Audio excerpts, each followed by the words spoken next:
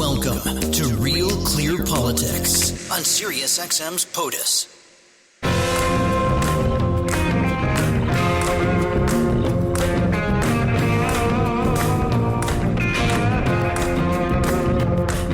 Welcome to Real Clear Politics on SiriusXM for Tuesday, December 17th. I'm Andrew Walworth, and I'm joined by RCP President and co-founder Tom Bevan and Washington Bureau Chief Carl Cannon.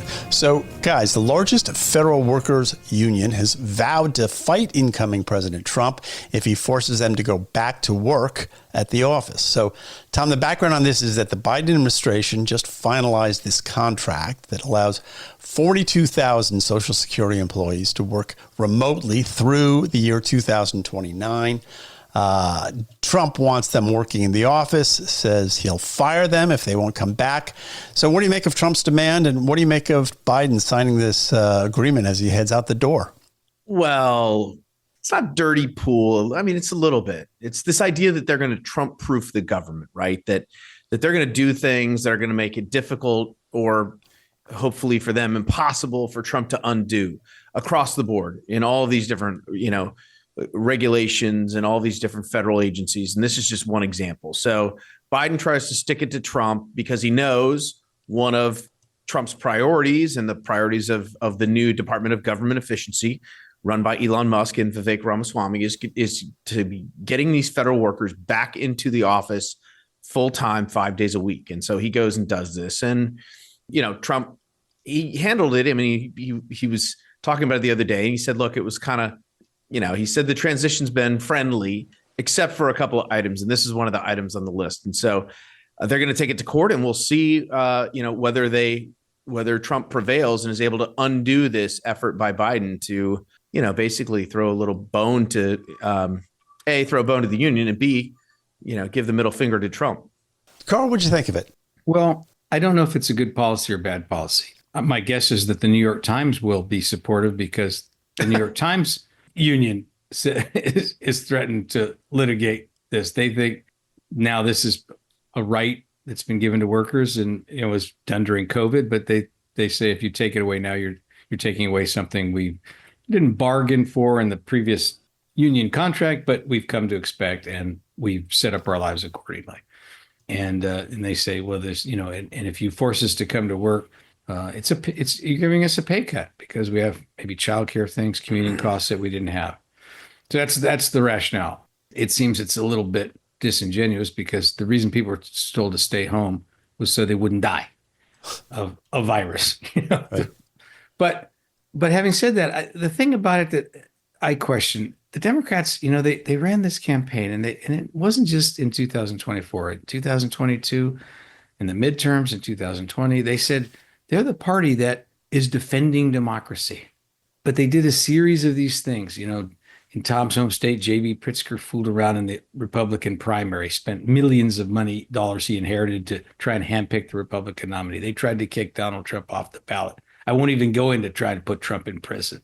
But this is yet another thing where we had an election. Trump ran on these things, and he won. And, they really didn't let him be president the first time. And I kind of thought they'd let him be president the second time. But I'm beginning to wonder if I maybe got out ahead of myself a little bit. Yeah, well, according to Doge, they had a piece, I think, in the Wall Street Journal, and they said requiring federal employees to come to the office 5 days a week would result in a wave of voluntary terminations that we welcome. If federal employees don't want to show up, American taxpayers shouldn't pay them for the COVID-era privilege of staying home. Tom, that seems to me like, just in terms of being a populist message, pretty strong one. I mean, if you're an essential worker, you had to work through COVID. The idea that now COVID's over, that the federal employees would be allowed to stay home forever is interesting. The other thing that I saw was, only 36% of the Treasury Department, are showing up at the office every day. I mean, that's pretty astounding, don't you think? Yeah. And I mean, look, when COVID was happening, everybody, all of these private companies basically let their employees stay home, force them to stay home. We did at Real Clear. Yeah, of course. Yeah. I mean, that was the prevailing wisdom, and that's fine. But, you saw and it started happening slowly, but then sort of grew and gained some momentum. This idea that being in the office matters, right? That being around other people, that's an important part of the collaborative process, and that you're just not, and you're certainly not as productive if you're at home and you're able to step away from your computer to go, answer the phone call or watch a TV show or whatever. Or play 9 holes. Right. Hey, it's a nice weather out here on Kent Island supposed today. To mention that. Am I cutting too close to the bone It's here? the omerta, Carl. My God. You have broken the seal, brother. That's bad news. No, but no, it's certainly. And so you saw a lot of these corporate CEOs said, listen, we're gonna start, and Jeff Bezos was one of them, and some of these others said, we got to get guys back in the office.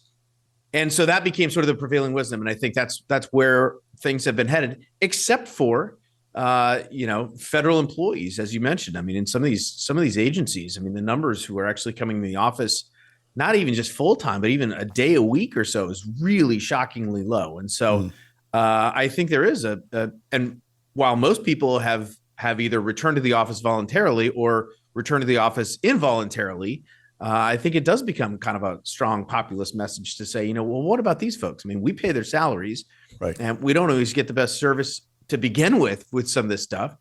So why not make them be like everybody else and have to go into the office? Well, yeah, Andy, I guess I want to ask you something, Andy, though. Okay. Because Elon Musk took over Twitter, right, and bought it, and laid off, I don't know, a third of the workforce, right, with no visible diminution in I think it might service. be more than that. Yeah. Yeah, on the tech side. And so I think this may, he doesn't have any experience in government, but this experience, that company turned out to have, a lot of feather bedding in it. And I wonder if that's informed his decision there, but I don't know that it's true. I don't know if all these Social Security workers quit, if they can still get the checks out and do all the work. They probably could, Carl.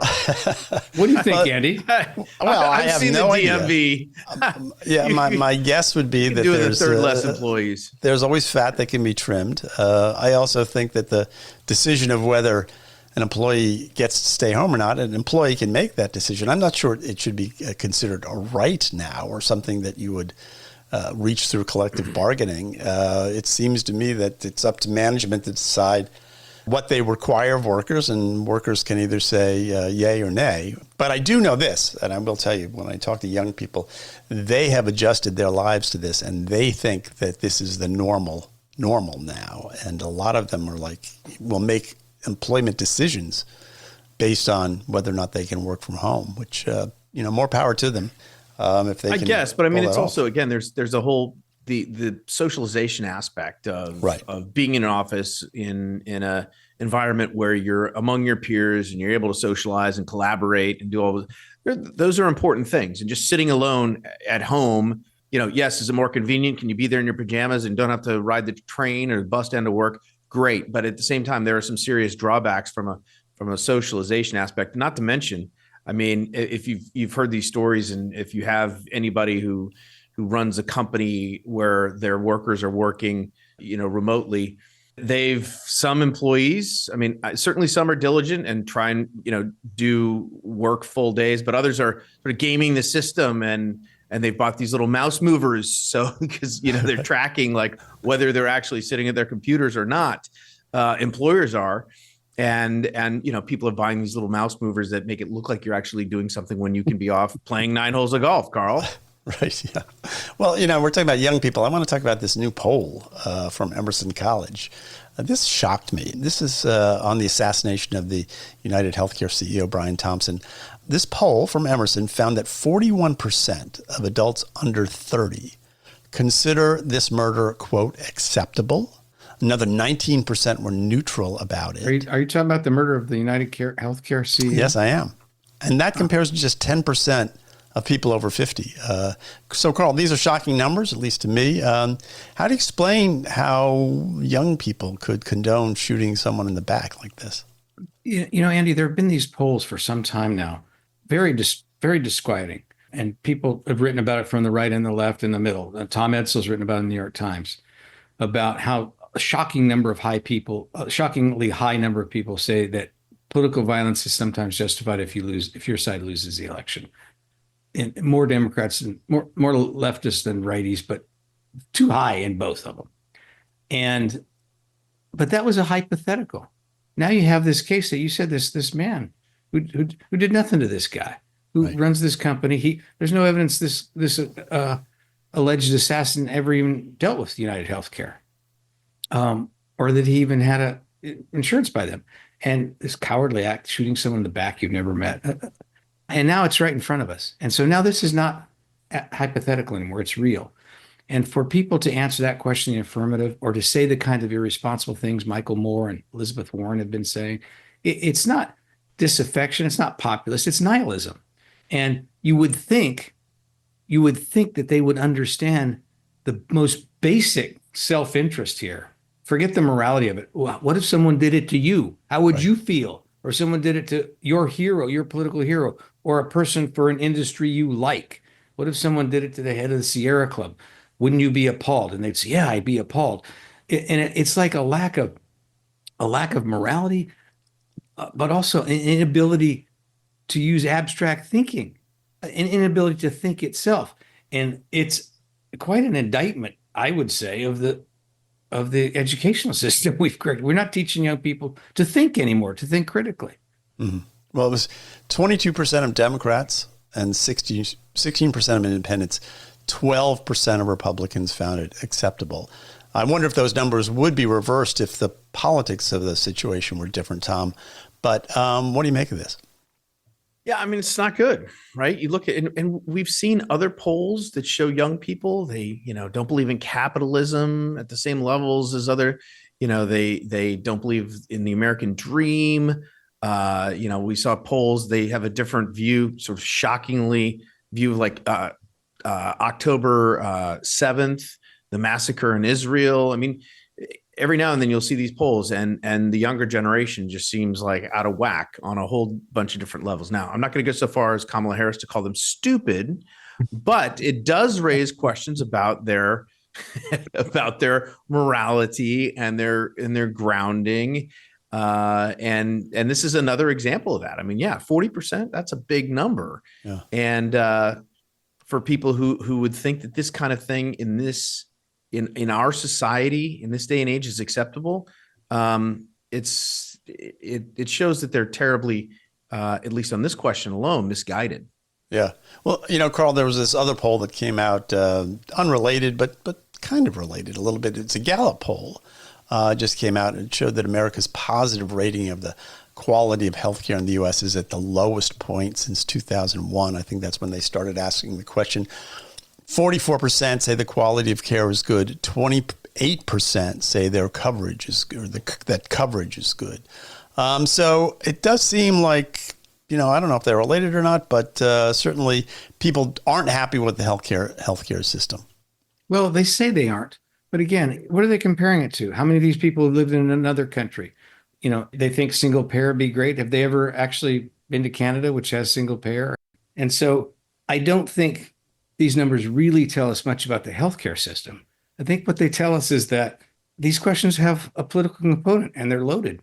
And people, depending on their point of view or their ideology, tend to lean in a certain way. Well, Carl, we're going to have to leave it there. Tom, sorry you didn't get a chance to weigh in on that, but we'll be back in just a moment. You're listening to Real Clear Politics on Sirius XM. Don't go away. This is Real Clear Politics with Andrew Walworth on Sirius XM. Welcome back to Real Clear Politics on POTUS, Sirius XM Channel 124. Welcome back to Real Clear Politics on Sirius XM. I'm Andrew Walworth. I'm here with Tom Bevan and Carl Cannon. And Tom, CNN continues to deal with its latest reporting snafu. That's this. The man they showed being led out of a prison by reporter Clarissa Ward turned out to be a first lieutenant in Syria's Air Force intelligence with a long history of alleged war crimes. They were there looking for the U.S. journalist Austin Tice. So sloppy reporting for sure, but is there more to it than that? Well, yeah, sloppy. First of all, snafu is a kind word. I mean, this is a debacle for CNN. I mean, it's just, and to your point, the best case scenario is it was just incredibly sloppy reporting. Worst case scenario is there was some prior knowledge as to who this individual was, and they made him out to be someone, who he wasn't. And either way, it's a disaster for CNN, and they're trying to sort of clean it up, but it just keeps getting worse. I mean, look, they've touted this coverage and this story. I mean, I saw it everywhere. Anderson Cooper was touting it on his show. They were pushing it on social media. Oh my gosh, this amazing story. We found this poor prisoner who was languishing in this cell, and after Assad's regime left, and he'd been in there for months. And I watched the clip. I mean, he's under the blanket. He comes out. He's thankfully grasping onto her hand. He won't let go, and they give her water. It's all very, very dramatic, and it also turns out to be bullshit, like the whole thing. So we'll see exactly if they knew about this ahead of time. I mean, that obviously makes it an order of magnitude. It's almost like almost a crime. Okay, I don't know. You can be charged criminally with anything. You can't say that with Kash Patel out there looming. Right. Donald Trump's going to sue them too. Des Moines Register, and he's going to sue CNN. He's suing 60 Minutes. He can sue CNN for this. No, but it's just a massive breach of journalistic integrity and a breach with the trust of viewers. Not that CNN has a lot of trust left in the first place. Well, Carl, there's no evidence that this was pre-planned or that they knew, but go ahead. Yeah, Tom went from 0 to 60 pretty quick there, didn't he? I'm just saying that's the worst case scenario. Listen, we don't know. I would assume it's just sloppiness, but this is not a time for sloppiness. You had ABC settling that case for $15 million for smearing Trump, and George Stephanopoulos, got in trouble. And Tom mentioned the Des Moines Register, they had this poll that was so bad, people have come up with conspiracy theories to explain it. Again, I mean, my normal default position is if you don't have evidence for corruption, just assume stupidity. It's more common. But this is not what we need right now in the press. And CNN to hype this sort of story that it's a veteran reporter, British American reporter, been a foreign correspondent, been a war correspondent, transparent fraud. You would have expected her to spot it. And for their producers and editors to be, Andy, you've worked in television, to be more critical and ask some questions and to nail the story down before they went with it. And you guys know me, and I defend the press, and I want the press to do well. We've got to quit shooting ourselves in the foot. Well, the rapidity with which this stuff gets reported now and gets out there. I mean, there's so little filter, and there's so much of an incentive to try to get on the air first with something. And there's 100 reasons why something like this could happen, but there's also 100 reasons why, because of that, you should have those kind of safeguards in place that used to be in place in terms of people. And people knew pretty quickly that there was something wrong with this story. I mean, I think that anyone who just viewed it and critically, you would say there's something, he's awfully clean, he's awfully, all those things that people were saying immediately afterwards, right, Tom? Well, I saw it and I thought, how is a network freeing a prisoner? I've never heard of that before. Yeah. And she did say it was one of the most extraordinary things she had seen in 20 years of reporting. And she's seen a lot of extraordinary things. You will give her credit for that.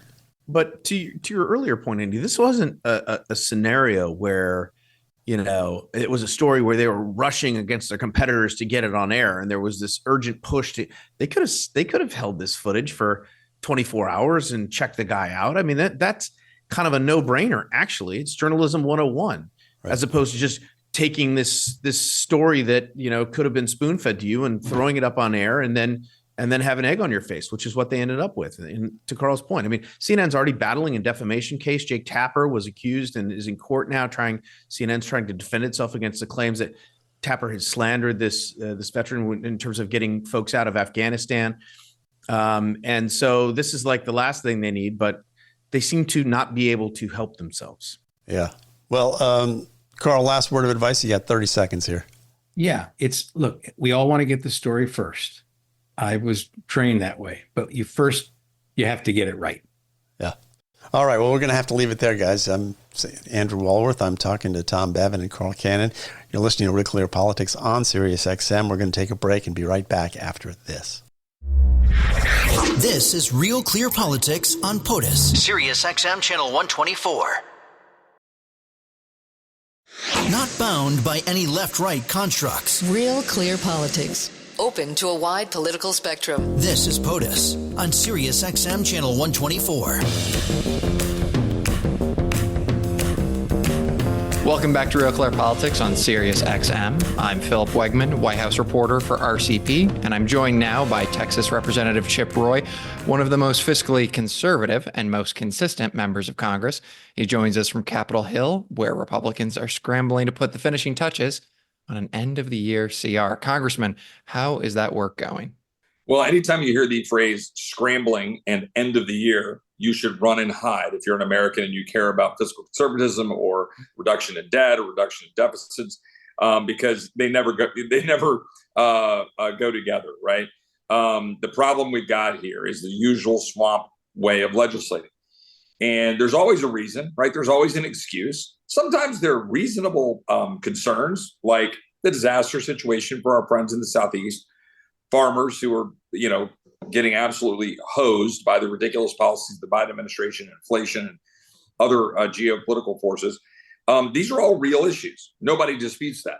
The dispute that I have is that, as usual, we're just writing blank checks and then piling on complicated policies on healthcare, on energy, on any number of issues, buying some votes to put together a package with what they call four corners negotiations without a whole lot of real input from those of us who have to vote on this stuff. And so, we still haven't seen the text of the bill. It's 11:10 on Tuesday. Government funding expires Friday.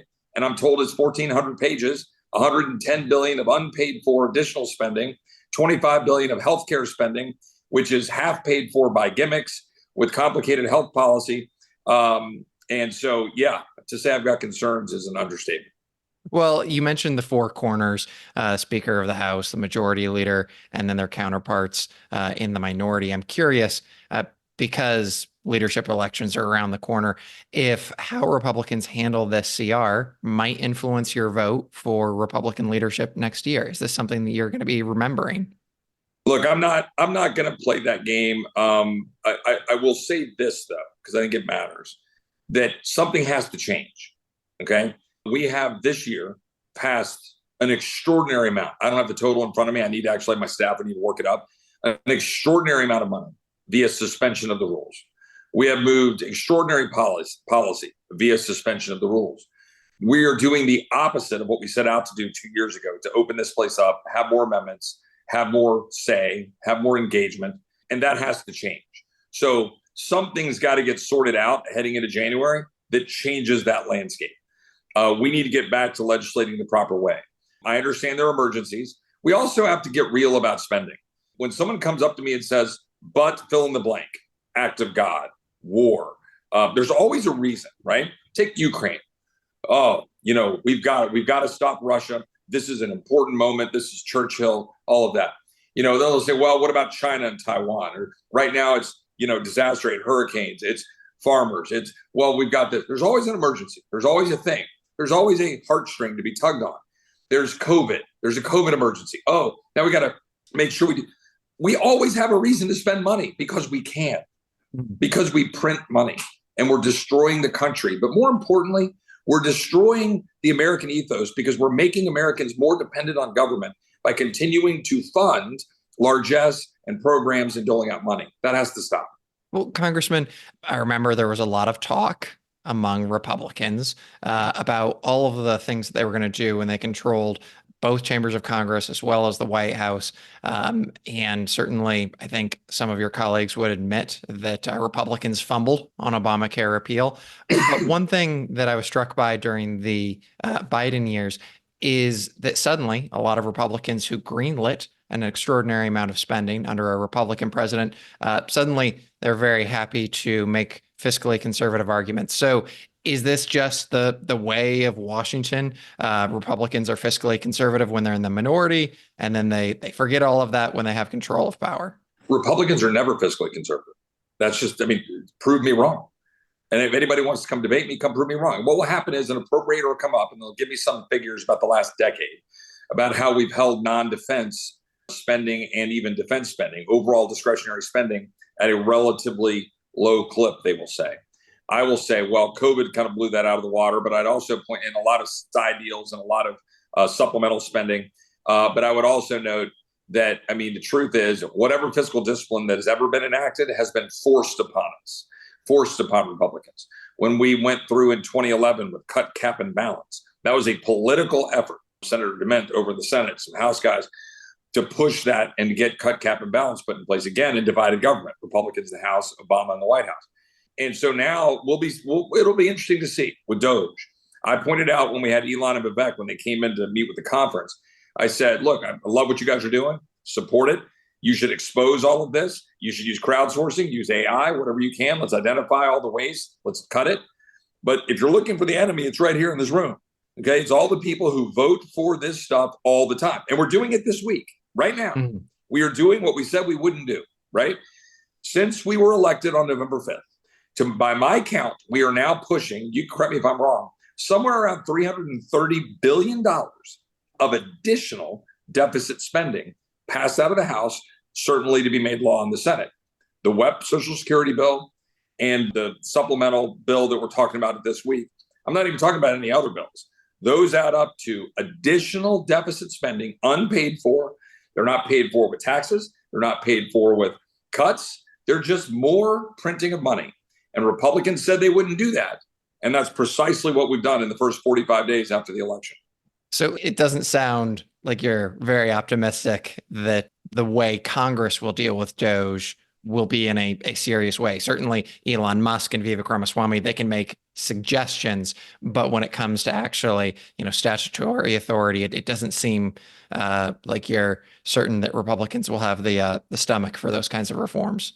What I would tell you is two things. One, the executive branch is going to have to use every tool at their disposal, whether it's impoundment or other things, which are going to be debated some in the early part of next year, to limit spending, constrain spending, target spending where it should be.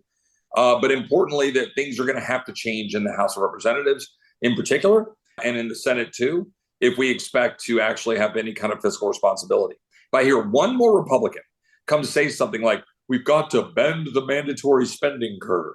When you hear that, that is code for we're not going to do crap.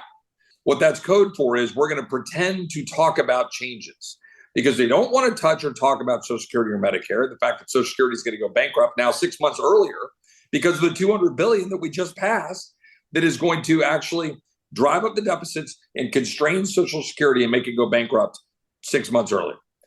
This is the kind of thing that Republicans do that has to change. So, we'll see what happens. Do I think there can be some good things next year? Yes, but only if Republicans lead, and frankly, only if the executive branch pushes Congress. Yeah, aside from the sequester, which you mentioned, which DeMint and others were able to sort of muscle through, right? I can't think of a single time in the last decade where spending actually came down substantially. And even then with the sequester, I mean, we're talking about drops in the bucket. You've said numerous times that things have to change. What is the external force or, locus that would actually make Congress move, make Congress more fiscally responsible outside of a crisis, which seems as of yet now several years down the road? Number one, anything that President Trump puts forward to push and promote fiscal responsibility and cutting waste, cutting programs, and stopping the cycle. Number two, and relatedly, whatever Elon, Vivek, and others can do to publicly promote and show what we're doing that's wrong, that's continuing to perpetuate deficit spending. But then number three, I'd say internally, the most important thing is we have to have people that are sitting at the decision table, making decisions about what we're going to do to get this right at the outset. Because we continue to get these negotiated products among leadership four corners, a handful of committee heads, none of whom at the end of the day are really focused on fiscal restraint. They're focused on solving problems or buying a vote. Again, some of it's meritorious, right? Concern about family farms shutting down is a real problem. We should address it. This government has messed up our market so bad that farmers are dying. But I'm looking at a bill that, first of all, I don't know if that money goes to family farms or corporate farms.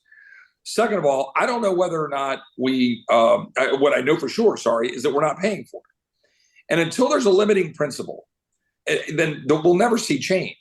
And, I get told by some people in the conference, but Chip, this is an act of God. You don't need a limiting principle. Look, man, if we were actually running at reasonable deficits or balanced budget, go back to 2020 when we actually had a balanced budget, and the only time in my life, and you said to me, can we afford $10 billion for farmers to help them get over the hump? Sure, right? But once you go down that road, there is no limiting principle. So let me give you one last example, not to filibuster. I had a core supporter who was mad at me because I was challenging the wisdom of giving $100 billion to Ukraine. Just in my grill, chirp, chirp, chirp. This is terrible. Don't you know what Putin's doing? I'm like, of course I know what Putin's doing. Of course I don't like this for the Ukrainian people. Of course we have a role to try to stop Putin from moving, both because of the agreement in the 90s and also because it's just wrong. However, there are side impacts and effects. But you're mad at me because I won't sign off on another $100 billion. How about this? The top marginal rate will go up from 37% to 43%, the rate it was under Clinton, for the next 2 years, and we'll pay for your Ukraine war. Crickets. I haven't heard a thing about it since from this individual or, frankly, others when I bring it up. My point is that people are getting the free lunch. People are running around with their, give me my low taxes, and they never cut spending. Let me just give a warning shot to my colleagues. You are not getting tax cuts this next year without corresponding significant spending cuts that will reduce deficits. Let me be clear. That is going to be a fight and a hill that I will die on. Very good. Well, Congressman, thank you for joining us in the middle of things there on Capitol Hill. We'll have to leave it there. I'm Philip Wegmann. You've been listening to Real Clear Politics on Sirius XM, and we will be right back after this. This is Real Clear Politics on POTUS, Sirius XM Channel 124. Welcome back to Real Clear Politics with Andrew Walworth. You're listening to Sirius XM's POTUS, Channel 124. Welcome back to Real Clear Politics on Sirius XM. Our next guest is Juan Williams. He is the senior political analyst for Fox News Channel, and he is an author. His latest book is New Prize for These Eyes, The Rise of America's Second Civil Rights Movement. It'll be published in January of next year. So, Juan, welcome to the program. My pleasure. Happy holidays to you. Happy holidays indeed. So, Juan, let's start with Trump's first 100 days, which starts in just over a month from today. Trump has told us a lot about his plans, but you write in a recent article, but as boxer Mike Tyson once put it, everybody has a plan until they get punched in the face. The punch that is already rattling the Trump agenda is the jolting fear of immediate failure. That doesn't sound like much of a prognosis for success. What do you think their problem is, and what do you think it's going to be? Well, narrow majorities present a real problem for anyone. But the question for the Trump administration going in is they have promised, they want quick action on taxes. They want quick action on border security. They want quick action to remove subsidies that the Biden people put in place to support clean energy legislation. And they want to cut spending overall. So that's a lot. And ideally, in the first 100 days, you'd say, given the Trump administration's feeling that they have a mandate from the voters, having won both popular vote and the Electoral College, you'd say, well, let's see what they can do. They've got a lot going here, a lot of momentum. In fact, I would argue Trump is already acting like he is president as we are speaking. Yeah, it does seem that way. Yeah, but once you actually say, well, okay, so how would they do this? Once you start looking at the machinery, and Congress moves slowly in any case, it really becomes difficult, Andrew, to see how they get it done. One, let me just say very quickly, I think the Senate is going to be preoccupied with a lot of these very controversial Trump nominees. And that's going to eat up a lot of time in the first 100 days. The second thing is they have not articulated a coherent legislative strategy as yet. Here in mid-December, I guess we're just about a month out from Inauguration Day. And you say, well, what is the plan on the tax cuts? he can't just extend the 2017 tax cuts without some agreement from the members of his legislative, from the Republican caucus in the House and the Senate. And he doesn't have sort of a bottom line number in place yet to negotiate with. And you can anticipate that there's going to be some issue there. So much so that we've already heard from John Thune, the incoming Senate Majority Leader, that they want to separate. They want to put that off beyond the first 100 days and do it separately and try to give Trump some smaller victories on, bills having to do with mass deportation, making it easier to do things like that. But when it comes to spending, that's, again, is there any number? No, they don't have any number. As it comes to something more difficult like clean energy, there's no articulated plan. So it looks like, to me, maybe he'll have to look overseas. Maybe he can get a deal in the Middle East, or maybe get a deal with Russia. But the first 100 days in terms of congressional accomplishment, I don't see it right now. I'm not trying to be a doubter or, chill Trump thrill, but I just don't see it right now. But, when you look at, just as a sort of microcosm of what's going on the Hill, you look at Joni Ernst and how she was sort of slammed for her, what looked like maybe she was going to vote against Pete Hegseth, and now she's kind of been, put back on the right track from the Trump point of view, I think. I mean, is there a lesson there in that you're right? I mean, the Senate is always difficult, but they have a pretty good majority. We can talk about the House in a minute, but the Senate, they have pretty good numbers. It seems to me like he's in a better position than he was in 2017, both for that reason and also because he's been here before. His team has been here before. They seem to be moving pretty quickly. So maybe they don't get everything done, but do they get more done than they did in 2017? They didn't have a good first 100 days. That's what I'm saying, yeah. 17. No. Is it going to be better this time, even if it isn't everything that Trump would like? Well, I think part of it, and this is what you're talking about, I think, in specific, has less to do with Congress and more to do with executive orders and his willingness to employ executive orders to say, here's what I want to do and here's what I'm going to do. And if you want to challenge me, if you want to go to court, well, okay, fine. But I'm doing this. And I think you'll get big headlines and you'll get people like you and me talking about what Trump has ordered. Right. So he will get that done. And I think in terms of actual legislation, that's what I was looking at, the kind of, the pork grinding machine that is Capitol Hill. I don't think he's going to do that well. Now, you mentioned something quite interesting because you said, look at Joni Ernst. You've got a lot of pressure put on her already, the thought that she might be primaried for opposing one of Trump's cabinet nominees. And let me just say that I think what you're seeing there is that Joni Ernst has gotten in line, to quote your language, in terms of allowing the process to go forward, that he will get a confirmation here, that it's not the case that he will be, like Matt Gaetz, thrown out because he doesn't have the Republican support necessary. So let's say he gets into the process, it's still going to be a very time-consuming confirmation process. The Democrats have every right to ask questions, and I think you're going to see people like Ernst, a combat veteran, someone who's been a victim of sexual assault, really put on the public spotlight. So it's not just a matter of what's going on behind closed doors with GOP pressure or even pressure in her home state, Iowa, but on a national stage. And we'll see how it plays out there. No guarantees. Yeah.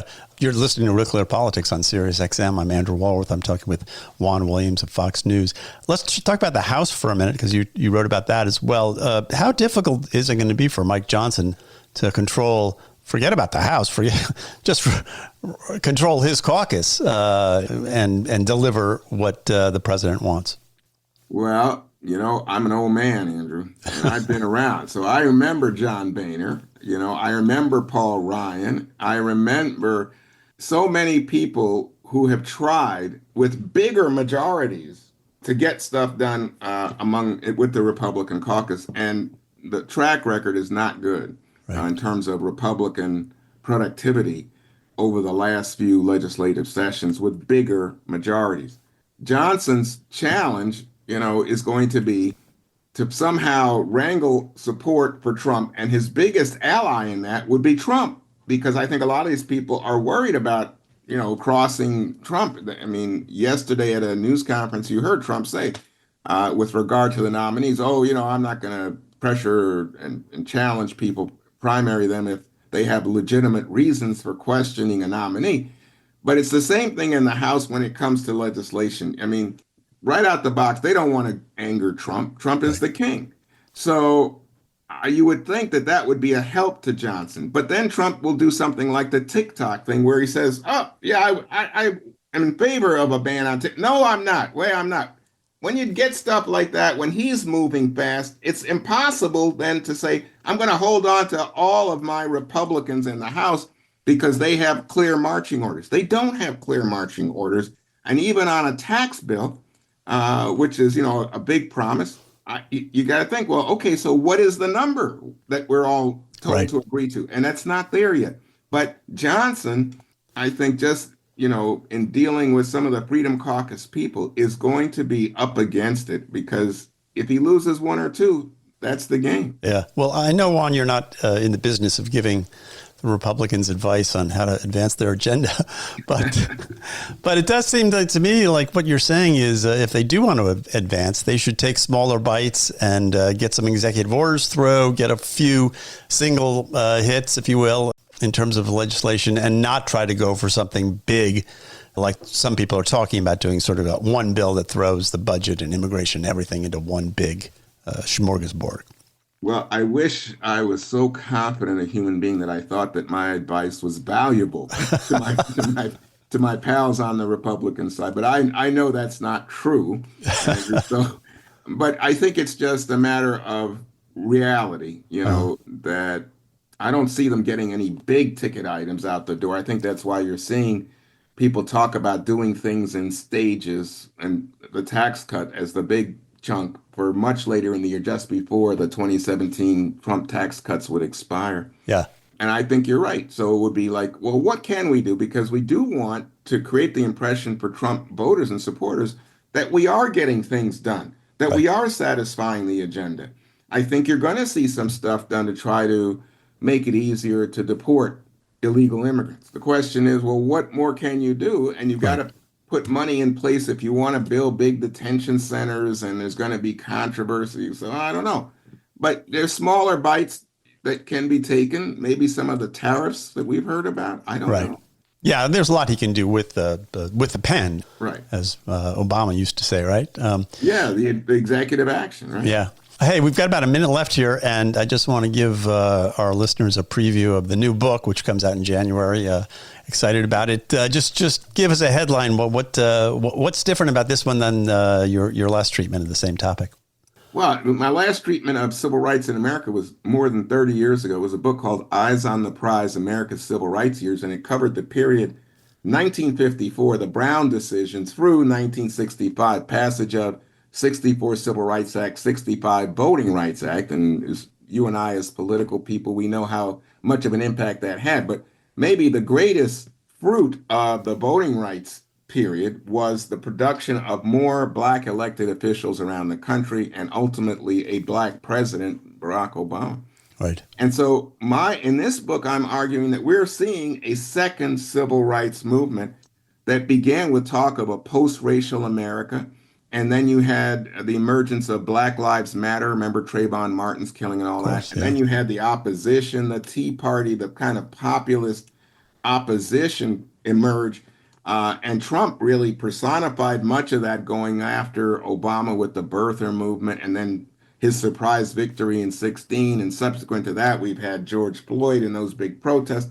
So all of that is an amazing American history story that I'm trying to tell and suggest to people, hey, wake up. We're right in the middle of another civil rights movement. Instead of talking about who's the next Dr. King or what happened back in the mid-20th century, early 21st century is jumping off with a lot of very pertinent, important racial discussions. And I just want people to be aware of it. Yeah, well, it's fascinating stuff. I look forward to the book, and we'll have you back. Promise me you'll come back in January and we can talk about it more in depth. Well, with you, talking politics is a pleasure. So thank you, Andrew. I appreciate that invitation. Great. Well, Juan, we're going to have to leave it there. You're listening to Real Clear Politics on Sirius XM. I'm Andrew Walworth. I've been talking to Juan Williams. That's our show for today. Hope to see you back here tomorrow. Have a great evening. The Politics of the United States. This is POTUS on Sirius XM Channel 124.